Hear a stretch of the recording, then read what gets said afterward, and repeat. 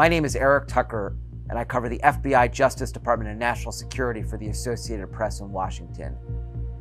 This is an indictment that charges former President Donald Trump in connection with his efforts to overturn the results of the 2020 presidential election.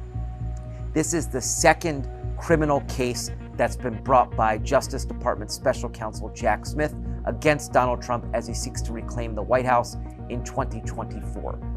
This indictment covers a tumultuous 2-month period between his loss to Joe Biden in November 2020 and January 6, 2021, when his supporters stormed the U.S. Capitol in an effort to halt the counting of electoral votes that would have handed formally the election to Joe Biden.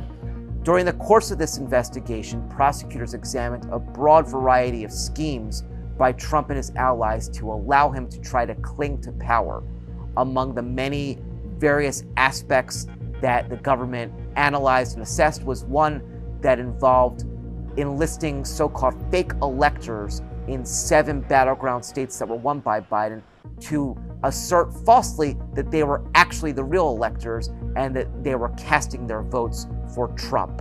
And this is a scheme that was developed by legal advisors for Trump and something that the Justice Department has spent more than a year trying to get to the bottom of.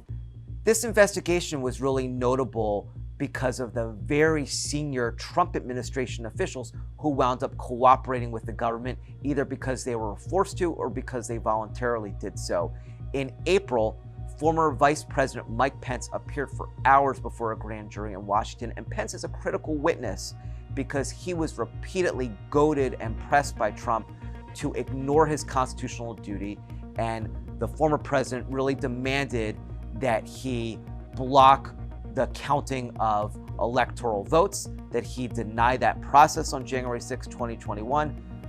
Mike Pence famously refused that overture from Trump, and that caused a significant fissure in their relationship. We also know that Trump lawyer Rudy Giuliani met voluntarily with investigators, and we know that many state election officials, people who are subjected to pressure campaigns from Donald Trump to overturn the election results in their states, they also met with investigators. This indictment is really notable because it concerns a very dark period in American history when a sitting president refused to accept his loss in a presidential election and worked to try to overturn the results. It is a bedrock principle of American democracy that a president or a candidate, when they lose a race, that they step aside and hand over power. And this investigation sought to uncover all the different ways in which Donald Trump failed to do that.